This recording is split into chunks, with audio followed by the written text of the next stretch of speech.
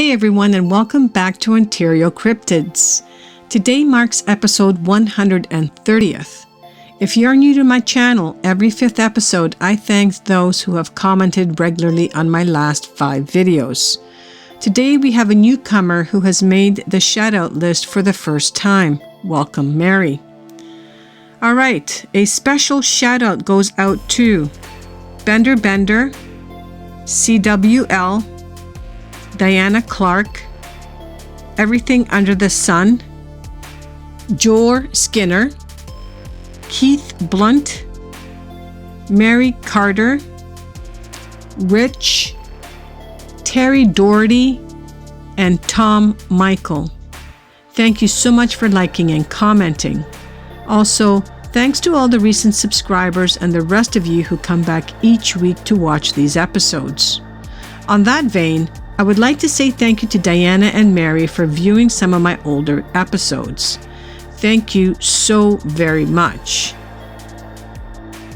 Today I have 2 unusual clips to share and one amazing encounter story from our good friend Chris Luman, aka CWL.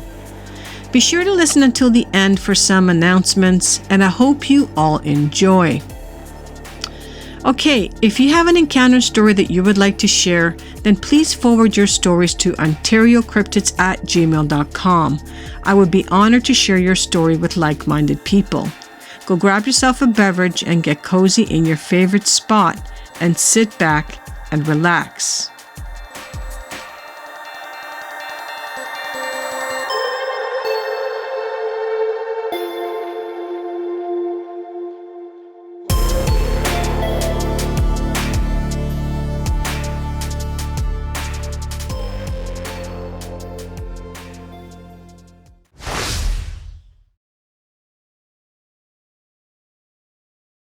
All right, let's start off with the clips. Sometimes you don't have to look very far to find something strange and unusual. This first clip comes from Reddit. It was posted by Sometimes I Sleep Too, and it is titled "Thousands of Feet Beneath the Surface of Monterey Bay off of California. Scientists capture footage of a fish with a bulbous, translucent head and green orb-like eyes that peer out through its forehead." So I'm going to let this clip roll, and I will leave a link below to remove it, but the clip will be below. But I'm going to let it play through, and then we'll move on to the next unusual clip.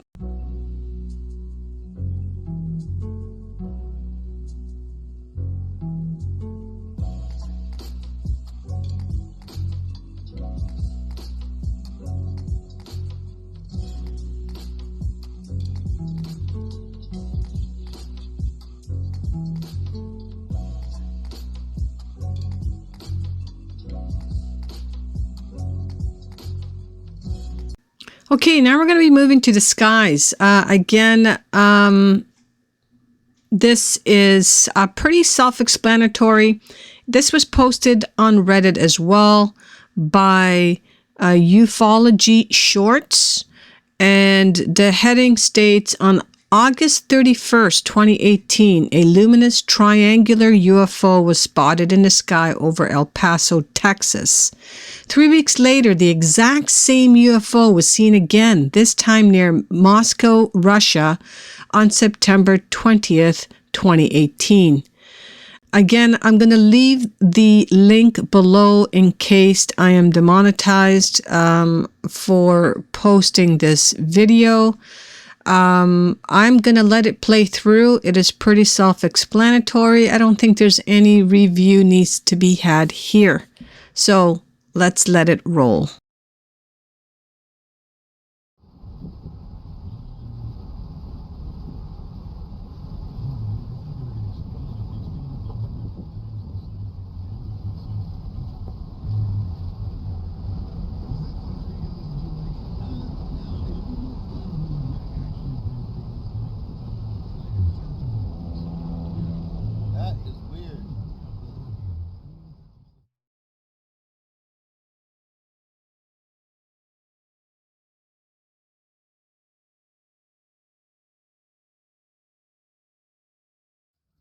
Вот такое вот утром наблюдаю интересное зрелище. Вот этот вот треугольничек. Не пойму, что такое. Не знаю, что такое. Висит в воздухе, а понять не могу, что такое. Но это не облака точно. Вот солнышко, время 6 утра, 7 час. Вот, треугольничек такой в небе. Ребят, но это не 100%, это не облако. Потому что вот если вы видите,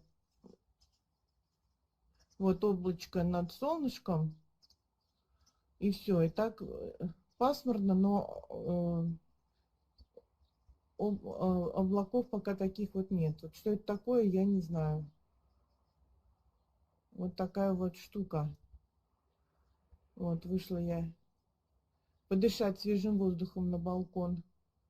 Теперь буду думать весь день, что такое.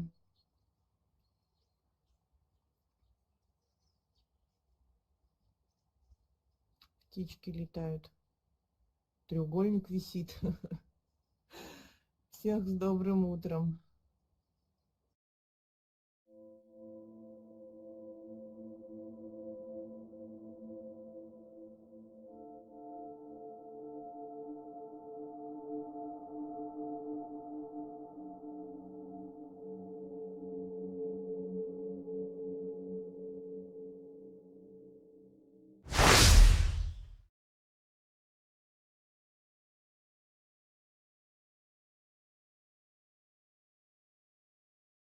Okay, now on to Chris's story. Now, this would be story number 3. We should just do a little trilogy and put them all together in one episode in the near future. That's a possibility.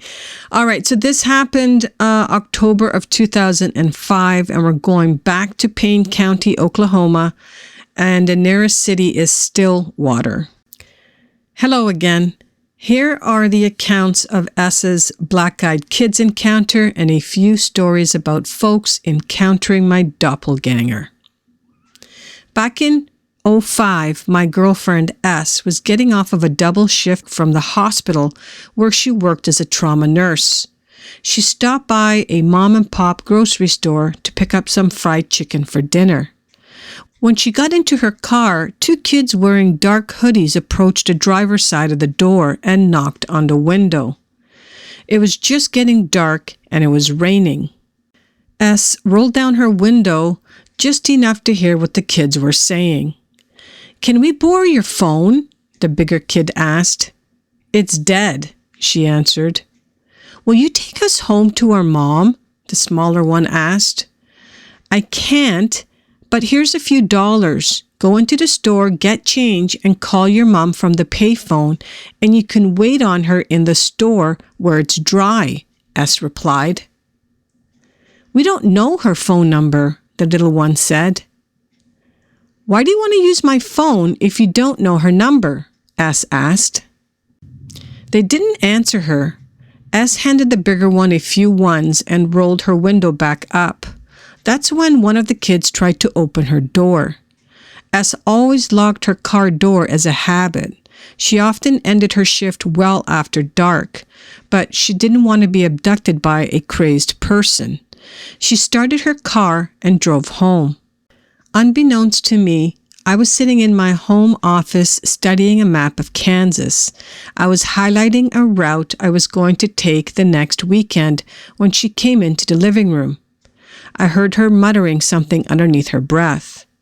She took a shower and walked into my office where I was still looking at the map of Kansas. S walked to my ice chest where I had 2 jugs of Crown on ice and some Solo cups, where she then poured herself a tall drink of Crown and she downed the entire drink, gasped for a breath, and then told me what had just happened. Knowing that S was better educated than I was, and looking at her body language, I knew she wasn't making up the story. S was never one to tell a tall tale. When she told her dad what had happened, he didn't chuckle. He just nodded and walked out of the room and came back with a snub-nosed .22 Magnum revolver and handed it to her. He told her to keep it close and only use it as a last resort. S was raised around guns and she knew how to use them. She even went to Colorado with her dad on an elk hunt where she bagged a nice 6x6 elk. The Black Eyed Kids event happened around mid-October, and a weekend after, I returned from Kansas with R, S's dad. R and I went to Okmulgee to go coon hunting. I'm not big on big game hunting, but I used to enjoy a good coon hunt. The coon hunt was a so-so event, but a lot of beer and Crown was drunk during, and I really like R. We share a lot of laughs together. It was on our way back home that R encountered my doppelganger. We stopped at a Love's truck stop for gas. The truck was on E, so we had to stop. As R started to pump, he stated, "I don't need to have adult supervision to pump gas." So I went into the truck stop to use the facilities and then looked through the gift shop. R knew the manager of the truck stop and wanted to have a chinwag with his old friend, so I knew I could take my time. I got a bottle of Diet Coke and looked around the trinkets and such. I seen R through the window talking to a man in a colored shirt, whom I believed to be the manager, but I could tell something else had his attention. R kept looking back over his shoulder like he had seen something that shook him up. I got in line to pay for my Diet Coke and a shot glass that I had bought for my mom, and R walked up to me and asked how long I had been standing there. "Not long," I answered. I picked out a shot glass and I got in line. "I don't want to walk the rest of the way home," I told R. I sat down in a booth and drank my Diet Coke while R and his pal sat in another booth. I sat in my booth to give R the chance to talk uninterrupted with his pal. I was used to R's BS sessions. As a veteran and working throughout the country, R was never short of stories. Some were over-exaggerated, but all were true. When he said that he saw Elvis while working in Mississippi, I believed him. It wasn't until we were back in the truck, and after several sideways glances, he finally told me what had happened. R said that he had seen me enter the store, then walk out a minute later. "I thought maybe you forgot your billfold and was walking back to get it, but instead of walking to the truck, you walked around the corner of the truck stop. I thought maybe you were meeting up with one of your weekend co-workers or something, but you would have told me. So then I seen you standing in line with your purchase. I knew then that it couldn't be you, since there was only one way into the store." R paused for a few minutes and then said, "He looked like you, he moved like you, but it wasn't you," R said flatly. "This is definitely going into my book under the chapter of weird shit I've seen," R told me. Now, this wasn't the first or last time that people who knew me well have encountered my doppelganger. One time, an ex-girlfriend called me up and asked, "What are you doing?" I gave her my answer and asked what she was doing. She replied, "I'm behind you in a line at McDonald's." "I want a picture," I said. At the time, I was well over 200 miles away in another state when she sent me the picture. I was floored. The image looked like me, beard and all. He even had on the same shirt and pants that I was wearing. The only thing missing was my tattoos. I showed the picture to my girlfriend, and creepy was the only word she said. Last week, when I was in the hospital, my mom called me. "Where are you at?" she asked. "Sitting in my hospital room watching Iron Man. Why?" I asked her. "Your dad and I just saw you light up a cigarette and get into a truck," she replied. "You know that wasn't me," I told her. "I don't smoke and you know that." About an hour later, my folks entered my room and brought me a new pair of shorts and some new shirts. my dad was still visibly shaken by seeing my doppelganger. My dad said, "He moved just like you, even had your limp and shuffle movements." I responded with, "The only time that I left this room was to have my test done. And when they do that, I'm put on a bed and pushed there." When your parents have to do a double take, you know that there's something there. Especially when your dad is grounded in reality, and even after seeing a ghost, he chalked it up to a propane leak, making him see something that wasn't even there, though he wasn't near the propane tank when the incident occurred, and the only person he told was my mom, and she told me. The next time you see someone that you think you know, check for tattoos and get a picture so you have proof. All right, I hope you guys enjoyed the 2 clips. You know, sometimes you don't have to look very far to see something very strange and unusual right here on our planet. Lastly, I hope you guys enjoyed as well Chris's story. This marks the 3rd story that he's sent in to us today, and they have all been very entertaining. If you haven't heard his other 2, go back and check out the other videos. Chris, thank you so much for submitting this. Truly some bizarre experience, especially with the doppelganger and the black-eyed kids that your girlfriend S had experienced. I'm glad that she locks her car all the time. It is a safe habit to do regardless of where you are, whether it's daytime or nighttime. Now, just for a couple of things that I want to mention, and number 1 is I saw this one post here, and I want to read this out to you. All right, so this one was posted by Sarah Lozano Nunez, and it's funny, sometimes I don't see all the comments unless I go to a different spot and then I see everything. Anyway, Sarah posts, I'm gonna guess this is supposed to be Love Dixie Cryptids, and I'm guessing the next channel is supposed to be Cryptids Canada. Glad I'm following all 3 of you. Love the different ways all 3 of you tell your viewers stories. Sarah, thank you so much, and don't worry about the typos. I do it all the time, especially when I'm typing really quickly. So I just thought I'd share this one with you all.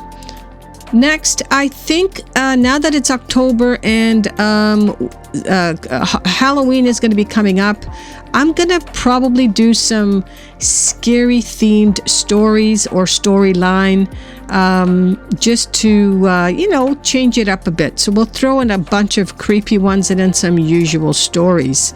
The other thing I want to mention as well is I'm probably going to be doing a stream coming up this month. Not sure when. I will keep you guys posted. I know that some of you do not get the you don't get the announcement that I'm going to be going live. So I'm going to try my best to put it in various spots. I don't know if you guys follow me on Twitter or Instagram, but I'll also post it there. So hopefully you'll see it somewhere, and I'll keep posting it just leading up to the actual day. Like I said, I haven't decided on a day. It's probably going to be on a Friday night. That works best. And I'm probably going to do it around 7 p.m. I think that's about the time I started last time. And it gives us a couple of hours to have a good chat and then get off and still have you guys with some time to do whatever it is you want to do.